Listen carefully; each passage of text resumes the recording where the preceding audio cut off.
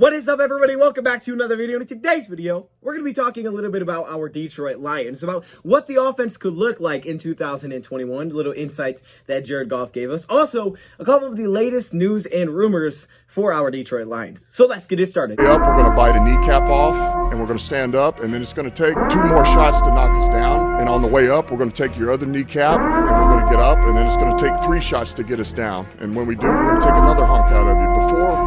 Before long, we're going to be the last one standing. Yeah! He's the GOAT! Oh, there's nobody! Welcome, everybody, to another video. Glad you guys are here. Hopefully everybody's having a good Friday. Hopefully it's a great day so far. Come back here at 10 p.m. Eastern time. We are going to be live to talk a little bit about the draft. I'm going to have a special guest on, so make sure you guys are back here at 10 p.m. Eastern time, because if not, I don't know what you're doing, okay? You got to be over here, you know? It's going to be a good time. But before that, we're going to do this video. And in this video, we got a couple things to touch on for the Lions, but also dive a little bit into what the offense could look like. Not completely, but just a couple of, notes that we could take, as we're still far away from the season beginning, but a couple of first impressions that I have about what I think the offense could look like this season. So let's start off with the news and rumors first. The first thing is about Kerryon Johnson. We've talked about him for the last couple of days, and it is official that he has been claimed by the Philadelphia Eagles. So he hit waivers after Detroit Lions officially released him yesterday, according to the Lions Twitter page, and now today he has been claimed by the Philadelphia Eagles. So congratulations, Kerryon Johnson.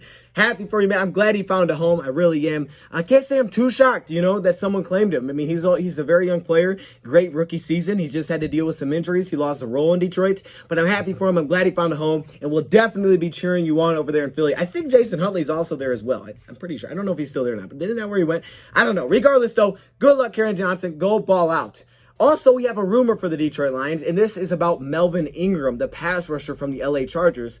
It's apparently that there are 5 teams interested in signing free agent Melvin Ingram, according to a Twitter resource, which has been pretty good for me. And those 5 teams include the New York Jets, the Dallas Cowboys, the Raiders, and the Patriots, and of course, our Detroit Lions. Now, Melvin Ingram last season only played in 7 games. He was not healthy the whole year, which is probably why he's available right now as a free agent. He is 32 years old, so he definitely didn't look as good last season. Of course, if we signed him, we'd do a film video on it, but we'll probably do one of those on Darren Fells soon, because now he is a Detroit Lion. There's a lot of guys that we got to do through this offseason, so I'm excited. There's a long list of guys, draft pick and UDFAs, that we're going to have to go through. But obviously, he'd be on the list if we did that. But even though he had a rough 2020, before that, he was a really good pass rusher. In 2019, at 31 years old, the guy had 23 pressures while also having 7 sacks in that season. And the year before that, he had 7 sacks as well. He's a great scheme fit at about 250 pounds, 6'2", 6'3", to play like the jack role. Actually, interesting note here is Griff Smith, who is from the LA Chargers. We were rumored to potentially being a target for him, like a guy that we could have hired this offseason as our next defensive coordinator. Okay, of course, we didn't do that, but he would be a scheme fit for the Detroit Lions from what I've seen. Who knows if the Lions will do it? The most recent update I've seen is the Lions have $22 million in cap space. Now, I think I saw that before the draft as well, so it's subject to change. But at the time I saw it, I believe the Lions were pretty easily in the top 10 of the league. So it seemed like the Lions would have the salary cap space to make something like this happen if they wanted to do it. It'd probably be a short-term deal, but it could give the Lions another guy to get after the quarterback and just add more depth. And I would have no issues with it. I would have no issues whatsoever. I want to see some young guys, but I would have no problems with it. So we'll keep an eye out for that, see if anything happens. I don't expect it to, but we'll see. But now we're going to talk a little bit about this offense. Let's talk about some things that we could see for the Lions offense in 2021. Now, this is not a full breakdown of here's what it's going to look like, but I think there's a couple of little things that we can take from the Buffalo Bills, from the LA Chargers, from Anthony Lynn's past, and say, okay, this is what we could see from the Detroit Lions in 2021 based on what Jared Goff told us. So Jared Goff told us multiple spread principles. So a multiple offense with spread principles. He said it could be similar to what we saw with Justin Herbert and the Chargers, also with some of what he did with the Buffalo Bills mixed in there as well. So this isn't about the offense, but Jared Goff did say that he believes the organization is going in the right direction, and also that he could see the Detroit Lions basically turning into a playoff team pretty fast and pretty quickly, turning it around, because obviously we were not that good last season, but turning around quickly with so much turnover on the team. And that's the thing, man, like we've talked about it. I mean, things change fast in the NFL. They really do. Players can look much better. Different coaching can change a lot. Things can change quickly. It's not to say we'll be a playoff team, but I love to. Come on now. Okay, now what's interesting about both of those is that they were spread offenses for the most part, okay? And I know that sounds weird, and when you hear about, how good of a rushing team Buffalo was, but they were. They both were, and we'll get into that in a second. Before we get into Buffalo Bills and the LA Chargers, let's talk about Jared Goff in college, because this actually matches what Jared Goff was known for coming out of college. He was a spread quarterback in a spread system at Cal, and they basically named it their Bear Raid offense. The reason they called it a Bear Raid offense was like Air Raid, but instead they wanted to run the ball more. They try to keep more balanced, so they called it a Bear Raid offense, okay? But again, still in a spread type of system with Cal. So even if you go watch his highlights, you'll see a lot of spread passes that played a lot out of shotgun, but would also mix in a lot of pistol, which we'll get into with the Buffalo Bills, but it was a spread offense. So it makes sense to bring that into Detroit and allow Jared Goff to play in that like he did coming out of college. It was kind of on and off with the Rams, but he definitely did it at Cal, and that's what he was very comfortable with. And they mixed in a lot of different things here, all right? They mixed in a lot of jet sweeps. I read an article about their coach talking about, what Jared Goff likes. One thing was jet sweeps, H-backs, those kind of guys. Basically an H-back like a tight end, those receiving threats that could block, pass, protect. They usually get the football like a fullback would, but they were more like a tight end kind of build. But the importance of having those type of players as well. But again, a spread offense, and the Lions have brought in a lot of speed with their personnel. They've shown the importance of getting blocking tight ends, fullbacks, guys like that compete for those type of roles. So when you start to put it together, it kind of makes sense, and you can kind of see the vision that Anthony Lynn seems to be building towards here. So let's now jump ahead to the Buffalo Bills and talk about what they did, some of the things that they did. And I'm not saying this is what the Lions' offense look like, because he just said parts of what they did there, parts of what they did here. There's probably going to be new things as well. But I think there's a couple of things that you could take away from each of these offenses on what the Lions could bring to Detroit. All right, now the Buffalo Bills in 2016, when he was the offensive coordinator, he became the interim head coach in the last game of the season when Rex Ryan was fired. The Buffalo Bills in 2016, they were a very good rushing team. They were first in the league in yards per carry. They were first in the league in yards per game. They barely fumbled. Second in the league in attempts rushing the football. I think the other great rushing team at that time was the Dallas Cowboys. Not as great of a passing team. They had Tyrod Taylor as their quarterback. Nothing against Tyrod Taylor. They just weren't a great passing team. They were 19th in the league in pass rating. They were last in the league in passing attempts. So clearly they were run heavy. And they were also 30th in the league in passing yards. So they were a run heavy team. But when you hear that, you're probably thinking under the center, turn around, hand it off. But that's actually way far away from the truth. And I didn't know this until I started watching their film. But after taking notes, reading about it, watching a lot of the film, this was a spread-based offense that ran the ball a ton. Okay, obviously by those statistics. And you may think that doesn't make any sense, but it was. And the thing is about a spread offense is there's a lot of variations about a spread offense, just like there is for a 3-4 defense. One of those variations that is very popular with Anthony Lynn is the pistol formation. I guess it was known as the shotgun eye, developed in the late 90s. The Steelers used it when Ben Roethlisberger was injured because it kept the quarterback comfortable. It's kept him away from the line of scrimmage. But it was still an outstanding way to keep the run game going because you were able to give your running back a full head of steam, just like it would be if you were under center. A very big part of that offense was the offensive line. They ranked 11th in the league at that time. Not great. The right tackle position struggled with blocking, and they gave up a lot of sacks. But they were a way better offensive line than what they had with the Chargers, which we'll get into. But regardless, the Buffalo Bills were a run-heavy team. A lot of spread principles to it. The pistol formation was very heavy, and so was the shotgun. Okay, there was very rarely that I see them line up under center, which I was expecting to see a ton. The time they actually would line up under center was usually when they were in goal-to-goal situations. They were next to the goal line. They kind of just stacked the offensive line, and they were going to pound it, in those situations. But aside from that, usually didn't see them under center a ton. Anthony Lynn, he loved his blocking tight ends and fullbacks. He got those guys utilized in so many different ways. If they were out of the shotgun, they run a lot of max protect sets where you have a running back and a fullback and or tight end next to the quarterback to pass block or go out for a pass. He was bringing out the full house. I haven't seen that in a while, where you got a running back behind, right and left, you have a tight end. Bringing that out, I was like, oh snap, I see you, Anthony Lynn. So we loved getting those guys involved. Out of the shotgun, you'd see a lot of quick play action, just like Jared Goff ran in college. A lot of the read option plays there with some of his mobility. With both the Chargers and the Bills, quarterback mobility was important. You saw it more with the Bills with Tyrod Taylor. He was more of a running quarterback. You saw, speed option, things like that, getting him outside like a runner. A little bit less with Justin Herbert, but mobility was still important, getting outside the pocket, allowing to run. Not saying that Goff is one of the most mobile quarterbacks, because he's not, but to me, he's more mobile than Stafford was. He's got some solid mobility there, okay? It's not bad outside the pocket. A lot of times you pull your offensive lineman and let your quarterback roll behind that. Something that also fit what he's done in the past and what Jared Goff could do well is roll out behind an offensive line, throw on the run. He's really good throwing on the run, especially when he's under pressure. We've brought up a ton is the zone rushing scheme that Anthony Lynn is going to bring to Detroit. It's something that he started to mix in when Greg Roman was there with the Buffalo Bills, and when he took over, he really mixed it in. They were first in the league in outside zone runs in terms of yard per carry with 5.73 yards per carry on outside zone runs, and first in the league in inside zone run yards per carry at 5.23. So it was a huge part of Anthony Lynn's offense, and we know that Jamar Jefferson fits that bill, Jamal Williams fits that bill. All of our running backs fit that type of scheme. Now, at that time, they had a guy in LaShawn McCoy, and it looks like DeAndre Swift may be kind of like our LaShawn McCoy, okay? They talk about him being the 3-down back. It looks like that's kind of how this is going to be, but they did utilize multiple running backs, so it's important that the Lions do have guys that can mix in there, especially when you're in a pistol formation. But a very big important part of this offense was tight ends and fullbacks, like the Cal used with their H-backs, kind of like that. And we see with the personnel lines that brought in, it fits that mold. So you can kind of put 2 and 2 together there when you take a look at, okay, Jake Hausman, Brock Wright, keeping Nick Bawden, still having Jason Kabida to compete. These kind of blocking tight ends. They're not necessarily big receiving threats. When we signed Josh Hill before he retired, those kind of guys were very important in that Buffalo offense. And the Detroit Lions have brought in tons of those guys to compete. Not that all of them will make the roster. Some of them will, but those type of players that filled that role.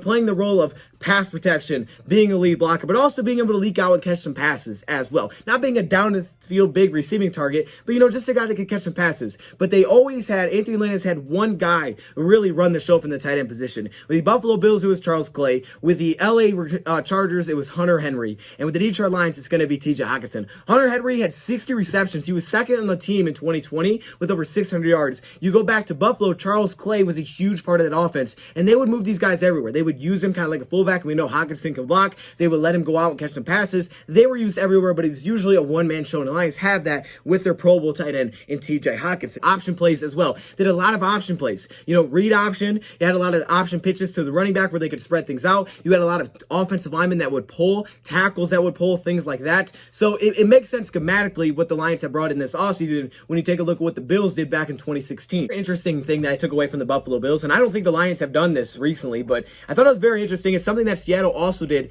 It's the way that they would align their offensive line. And this is why you need to have versatile offensive linemen if you're going to work with Anthony Lynn. Because even out of these pistol sets, these kind of things, he loved to use his offensive linemen in a lot of different ways. He would mix in 6 offensive lineman packages. You don't hear about that a lot. Seattle used to do it. You basically overload with offensive linemen. Instead of putting that tight end on there, you put an extra tackle on the field, all right? That way you can be kind of block heavy, right? It may look like a run play, even though they would pass on it. They would do that on the shotgun for the LA Chargers. It was kind of crazy, but 6 offensive linemen was not normal for Anthony Lynn. Another thing that was very interesting is he would take his tight end. Let's say you have a regular offensive line set, center, right guard, right tackle, left guard, left tackle, and you would have a tight end, let's say, to the left tackle. He would basically take his left tackle, put him on the right side of the offensive line, and push his tight end in to basically play like the left tackle. It sounds very weird and very strange, but that's why you need tight ends that can block. That way you can do things like that, and it would make it heavy on one side. It would make a defense adjust because they're thinking run heavy, and then he'd hit you with the pistol counter play where everybody would go this way, and then they'd all pull across. It was a live chess match with the Buffalo Bills. It was because they ran the ball so often that they had to find ways to mix up defenses, and he was very good with that, just kind of working these small things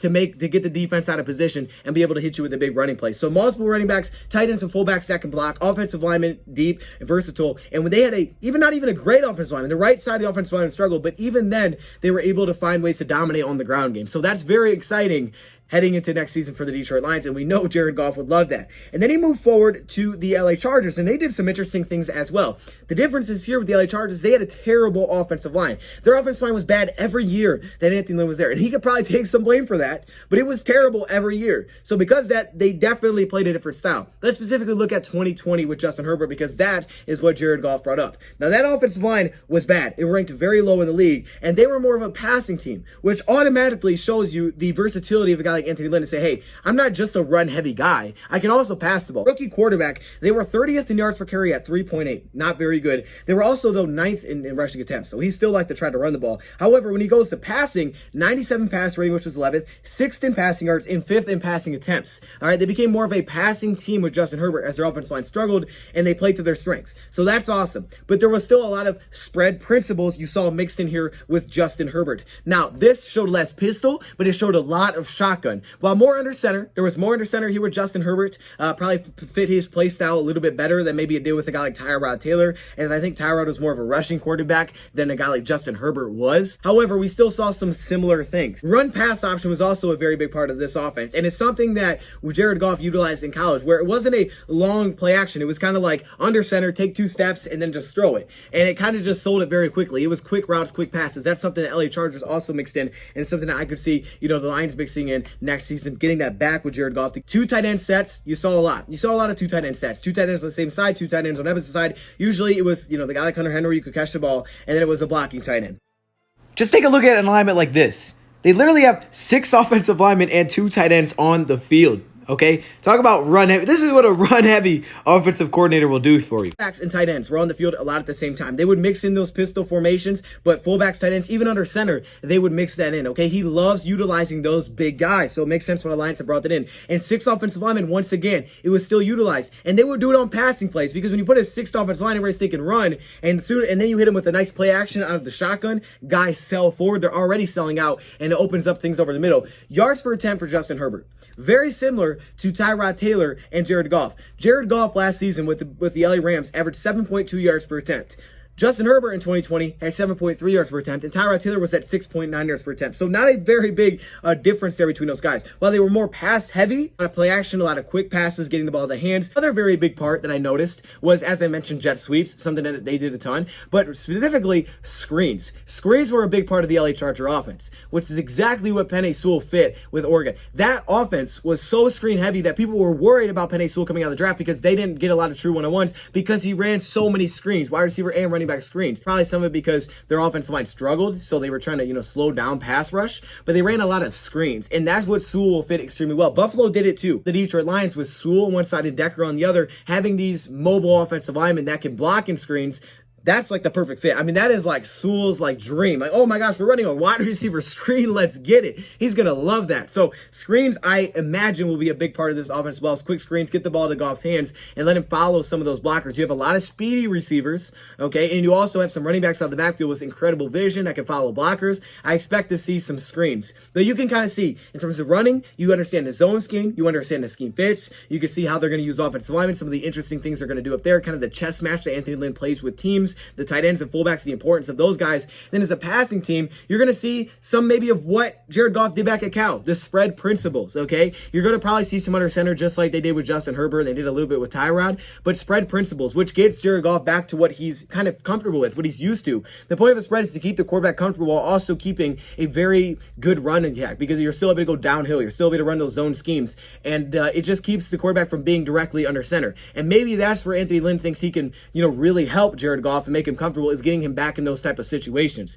So I would expect a lot of that passing, quick passes, pass options. There was a lot of pass options that the Chargers would mix in there, okay, where it would be a play action, he'd dump it out to the outside. A lot of things like that, just to kind of misdirections, things that just kept the defense guessing. It wasn't very complex for the quarterback, but it kept the defense flying all over the field because there was a lot of fakes, a lot of misdirections, things like that, to just get basically the ball in a playmaker's hand in space. And that's what Dan Campbell said. It's going to be about matchups. You got to have playmakers. And the Lions have brought in a lot of speed, and they have the offensive line that are very versatile. So you can kind of see the direction the Lions are going with this. We don't completely know what the offense is going to look like, but you can see some maybe tendencies that the Lions may be trying to bring to Detroit, and Anthony Lynn bringing to Detroit. But there's probably going to be some new things as well that we haven't seen. Lynn, one, has shown adaptability based on what the team's good at, the strengths. Also, number 2, limiting turnovers for his quarterbacks. I mean, when you think about the rookie season that Herbert had, outstanding, statistically. I mean, usually rookies don't come in and play that well. So that obviously bodes well. And of course, just the run game background. I mean, Anthony Lynn's ability to just